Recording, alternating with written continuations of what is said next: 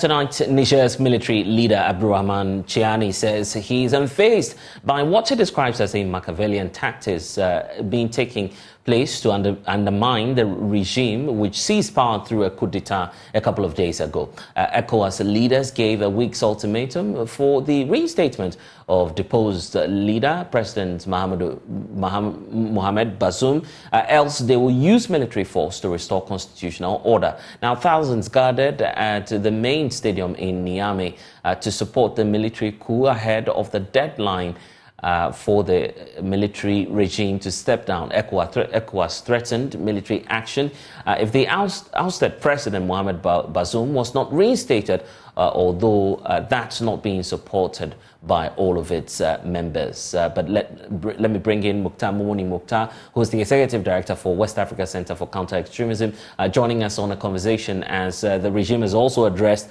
a gathering at the stadium in Niamey. Thank you, Mukhtar, for spending some time with us. First of all, what do you make of this statement we're receiving from the leader of the military regime in Niger, indicating that he's unfazed by all the attempts to cut aid supply or the attempt by ECOWAS to also deploy their troops?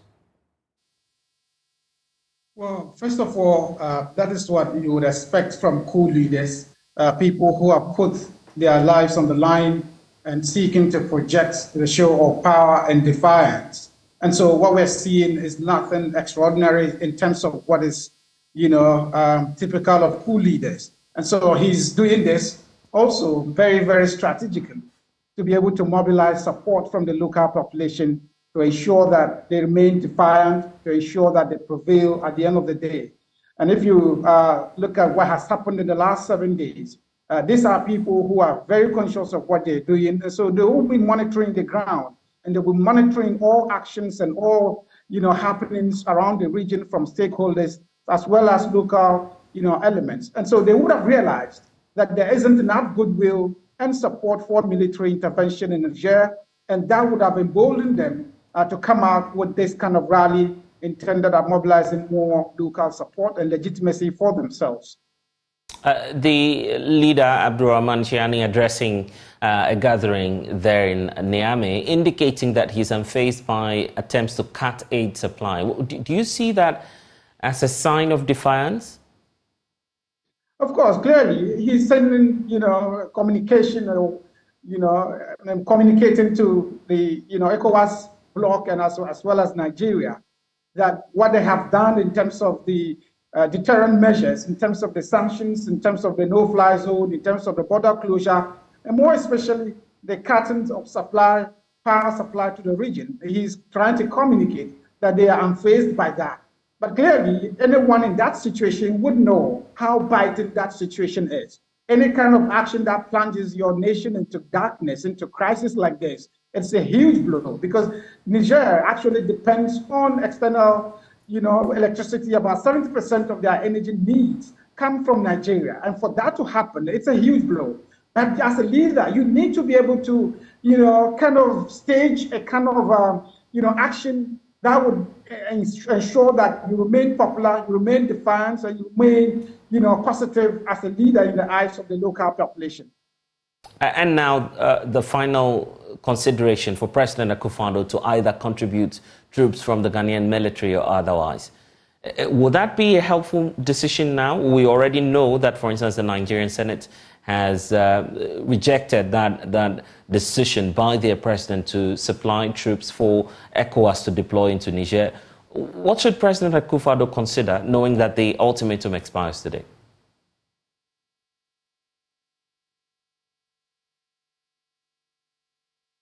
Mukhtar, if you can hear me, I'm just asking what the president should consider, knowing that the ultimatum is expiring today. But by way of background, we need to indicate that ECOWAS gave an ultimatum for a week, and that ultimatum is expiring today. We're awaiting a statement on what the next steps will be. Earlier in the week, we heard from the Defense Minister, Dominic Nitiwo, who indicated that the forces here in Ghana stand ready to be deployed if the president gives the go-ahead for the deployment of the troop that will be formed by ECOWAS. We're still waiting to see what the final statement will be after military chiefs met in Abuja over the weekend. That meeting concluded over the weekend, and we're expecting some statement on that. We'll definitely bring you updates as and when we have them.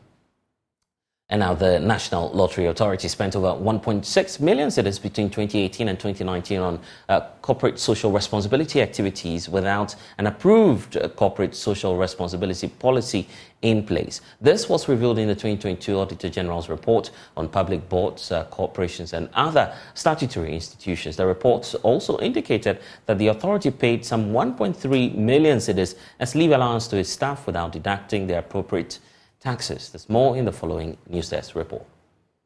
According to the report, while no corporate social responsibility policy was developed unapproved, the NLA had a significant budget and had spent 16.6 million cedis on CSR over a span of 3 years. The authority spent 2.7 million cedis in 2018, 5.1 million cedis in 2019, and a whopping 8.8 million cedis in 2020.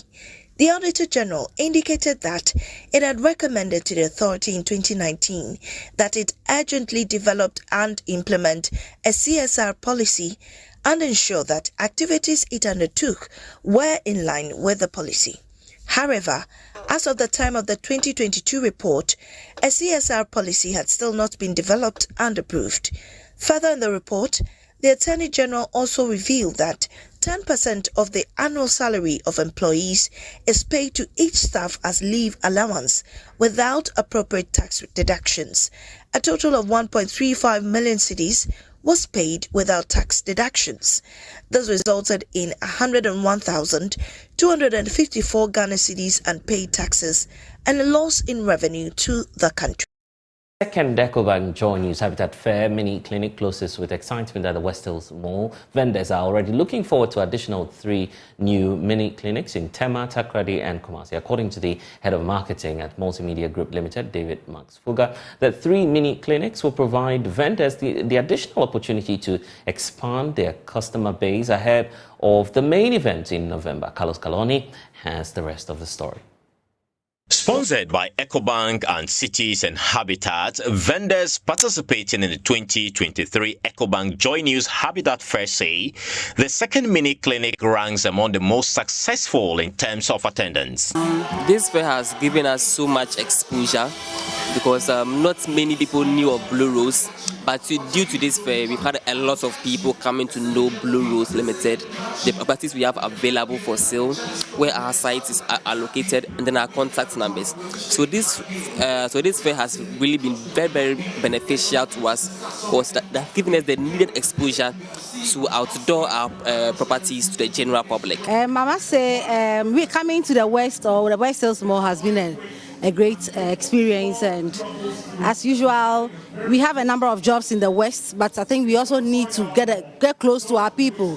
Like you rightly asked, if we have an office here, we don't have an office, but we have a number of jobs or projects around. So it's good. We also thought we should also get close to our people, get to know what their experiences have been, and then what we look forward to doing for them in the coming days or coming years. So I must say we are impressed. I'm impressed with the participation or with the numbers so far. For them, the exposure the fair offers is unparalleled. I think, well, first of all, we joined Joy FM because we believe them to be an exceptional company in terms of media promotion. And the team that we have met over the last 9 months or so have been very helpful in advising us how best to hit our target markets. So it's not just about exposure, it's about targeted exposure. And we now have a greater sense of how to put our name out there in a way that people will want to buy from us. They understand that we provide high quality and good value for money, and that's why I think multimedia have helped us to promote. Probably all around the country, not just Accra, probably all over the country. Head of marketing at the Multimedia Group Limited, David Max Fuga, said, based on the success talked at the 2 mini clinics, management of JoyNews have decided to extend the fair to other parts of the country. The good thing is that this year we want to give it a national appeal. And so based on the success of the 2 mini clinics or 2 mini fairs, the Achimota one and this one, we have decided to expand it, and so we'll go and do one in Tema, end of August or first week in September, and then we'll do the second one in Takoradi, and then we'll come back in November for the grand one. So we are changing it this year based on the success of the 2 clinics we've had so far. So, and then we'll give it that national appeal. This year we're going to go to the Western region to make sure that we cover the Golden Triangle, Accra, Kumasi, Takoradi. We are going to be in Kumasi in October, and then we'll come back to Accra for the grand one in November. Reacting to these, vendors and patrons believe the decision is in the right direction. It will be interesting. I think this will be our first time in Tema and Takoradi. Tema is developing very fast, so that is the place to be. So we look forward to Tema. I'm really excited to go to Tema. And Takoradi, I can't wait to be in Takoradi. The sea breeze, the environment, Takoradi is the place to be. So see you in Takoradi and Tema. Oh, I think it's very exciting. I mean, for the past few years that we've been here, it's always been centered in Accra, and people traveling all the way from Tema, as you said, and you get calls from people from other regions. So we taking the Habitat Fair there, I think is an amazing thing. No, it's actually quite enlightening, because we know that Accra is the business hub for the whole of Ghana, yes? That doesn't mean that these up-and-coming cities won't eventually become good marketplaces for business.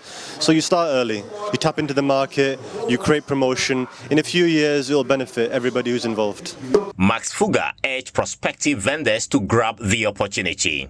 There's only one-stop shop for everything housing, and that is the JoyNews Habitat Fair. And so, if you are dreaming of to own a home, whether you dreaming of acquiring a property, whatever you are thinking of, as long as it is so far as it has to do with home ownership, the place to be is the JoyNews Habitat Fair. So make a date with us. From next week, we'll be communicating the details.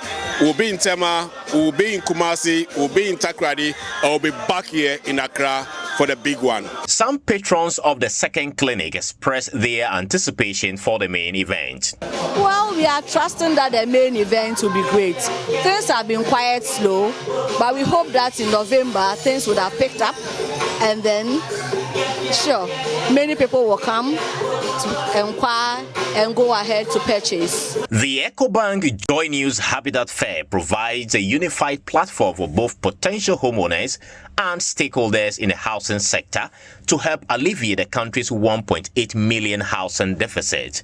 Visit the mini clinics in Tema, Takoradi and Kumasi, and the main event in November. Carlos Caloni reporting for JoyNews from West Hills Mall.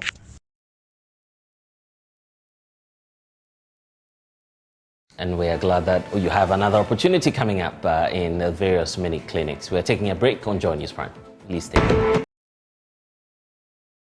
Thanks for staying with us. Reducing stigma and ensuring access to quality mental health care in Ghana remains a mission yet to be achieved, despite the enormous efforts made in the sector. Non-governmental organizations which have attempted to complement government efforts get overly stretched due to the immense need for human and financial resources. Now, citizens are demanding immediate government intervention for holistic health care for the mentally challenged who are spread across cities and communities. Hannah Odami has been explaining the case of mental health care in this feature titled Minds on the Streets.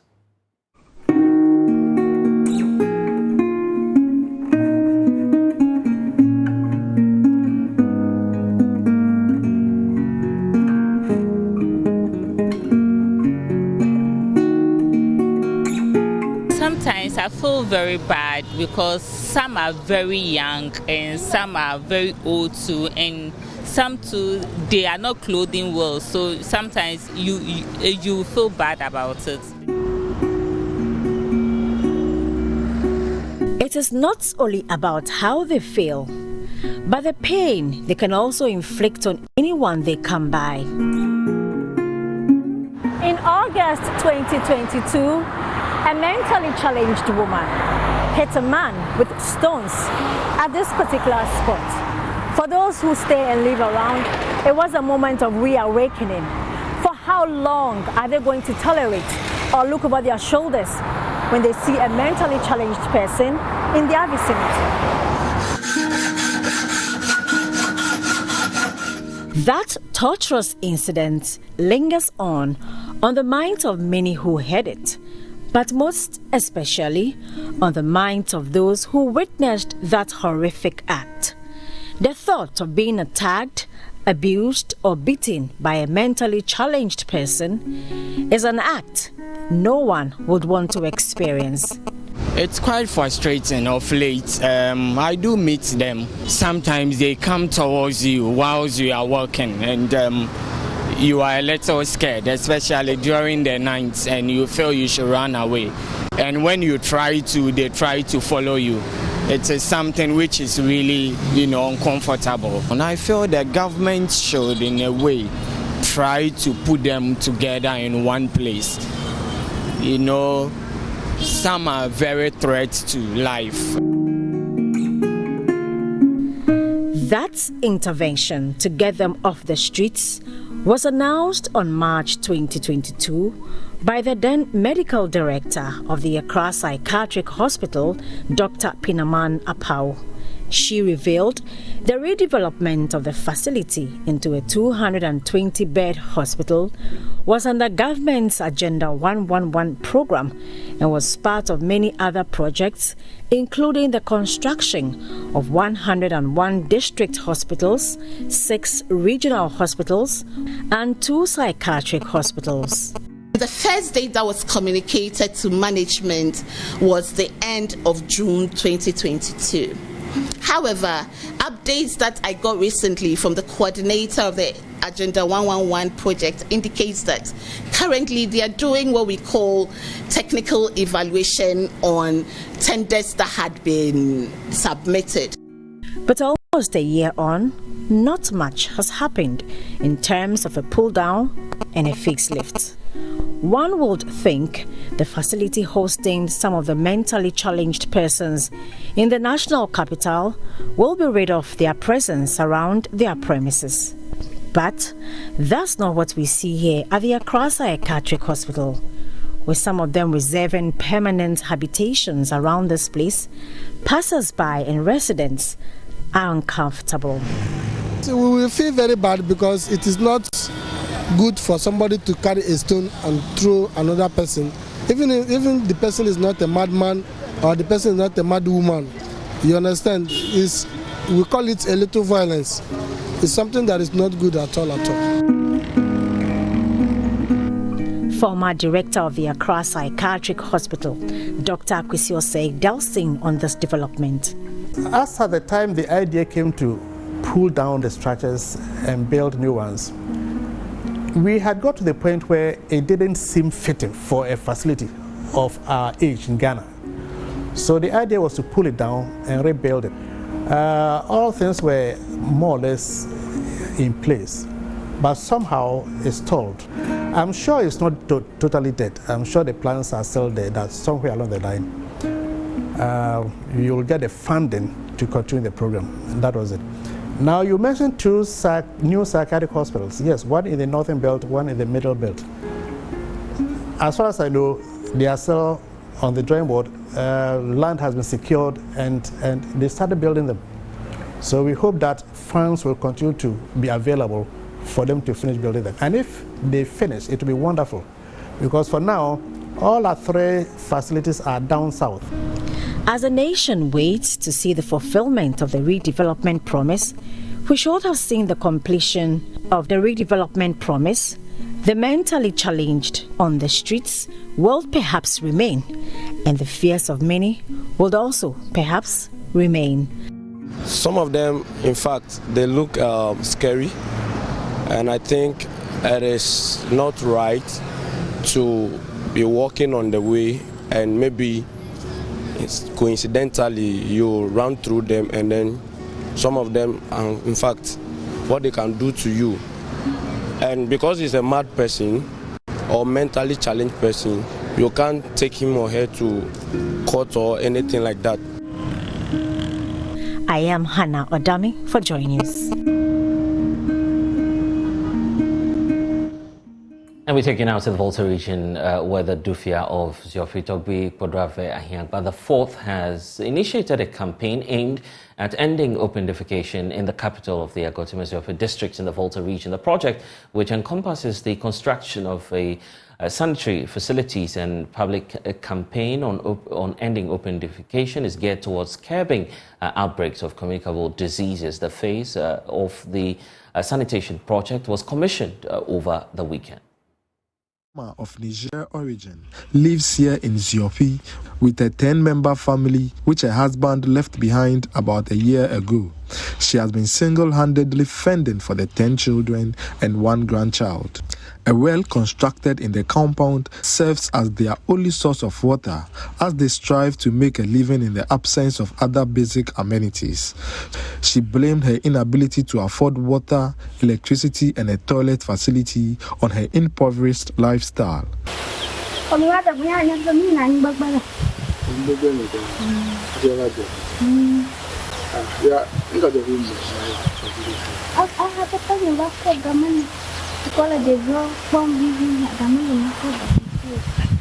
This development is widespread in Ziofi in the Agotime Ziofi district, where the less privileged are unable to construct sanitary facilities in their home.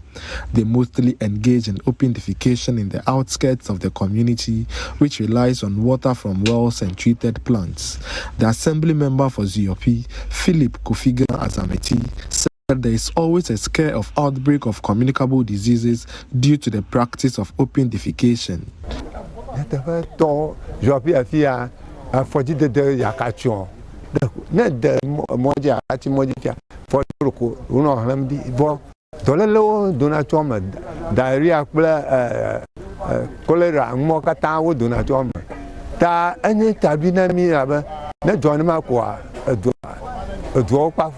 This threat to public health was a concern for kinsmen in the Ziofi traditional area and was tabled before the Dufia, Togbi Kodrave Ahiagba IV, during his installation. 1 year on, he redeemed a pledge of constructing sanitary facilities. It is the impact that he makes on his people. His focus is the youth. That's the manpower base. And it is not ending here. In his speech, and that's all we have for you in this package of JoyNews Prime. I'm Blessed Suga. Log on to myjoyonline.com. We have stories for you. Thanks for watching.